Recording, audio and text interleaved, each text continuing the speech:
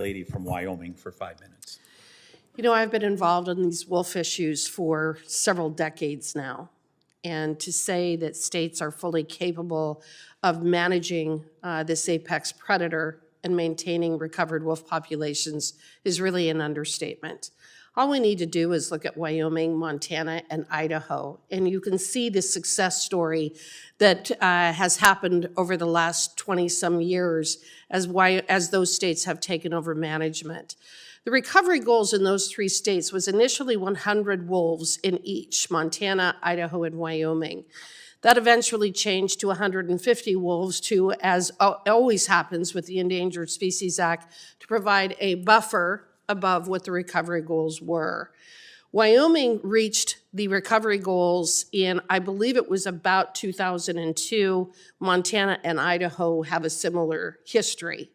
Over the next 15 years, I fought to delist the wolves in Wyoming and forced the Fish and Wildlife Service to actually manage them in the way that they indicated that they would when they did the recovery plan starting in the mid-1990s. The Fish and Wildlife Service failed in so many ways of actually managing these wolves and protecting our other wildlife populations, protecting our livestock producers, et cetera, and our communities. But again, Wyoming, stepping up to the plate, as we typically do when it comes to wildlife management, we have maintained over 350 wolves in the state of Wyoming for the last many years. Finally, in 2017, we were successful with the Circuit Court of Appeals in Washington, D.C., of all places, finding that we had met the recovery goals and that Wyoming's wolf management plan provided an adequate regulatory mechanism under the Endangered Species Act so that the state of Wyoming could manage pursuant to our wolf management plan as adopted by our legislature. In Montana and Wyoming, they each have well over 1,000 wolves. And again, I'm going to repeat that. The recovery goal is 150. In each of those states, they have over 1,000 wolves, demonstrating that, yes, the states are fully capable of managing these resources and have historically done so. The problem with the Endangered Species Act and the idea that we can never delist species is it is actually demonstrating that the act itself is the failure. It's not the states that are failing. The states do a very, very good job of managing almost all of our wildlife resources, whether it is elk or moose or antelope or mule deer or a deer or whitetail or wild turkeys or duck or geese. You can go on and on and on and go through all of the species. It's the states that manage these resources, not the federal government, not the Fish and Wildlife Service. And in fact, even when you're talking about a species that is on the endangered species list, it is often the state that is responsible for the management.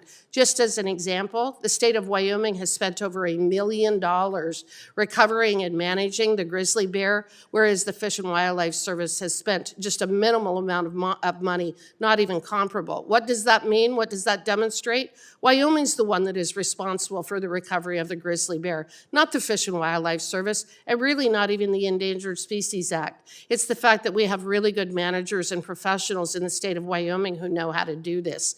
So whenever we get into these debates as to whether a particular species that is fully recovered should be delisted, what I find so interesting is that when you argue against it, despite the numbers that we're talking about, when anyone argues against it, what they're really saying is that the Endangered Species Act itself has failed. Not the state managers, not the people who are responsible for these species. So when you look at the gray wolf, whether it's in Minnesota, and we've done a hearing in Minnesota, I've had an opportunity to go and visit with the people who are impacted there. They've lost almost their entire sheep industry in the state of Minnesota because of wolf depredation.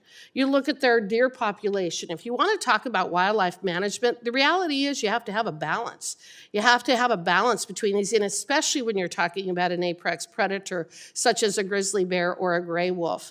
I commend the folks who brought this incredibly important bill for bringing it forward. I think, again, this is something to celebrate.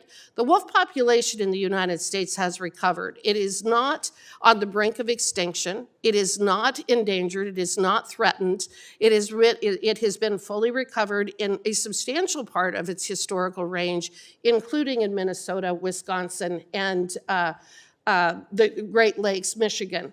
And so congratulations on bringing this bill. I look forward to supporting it. Thank you for bringing it forward. With that, I yield. Gentlewoman, yield.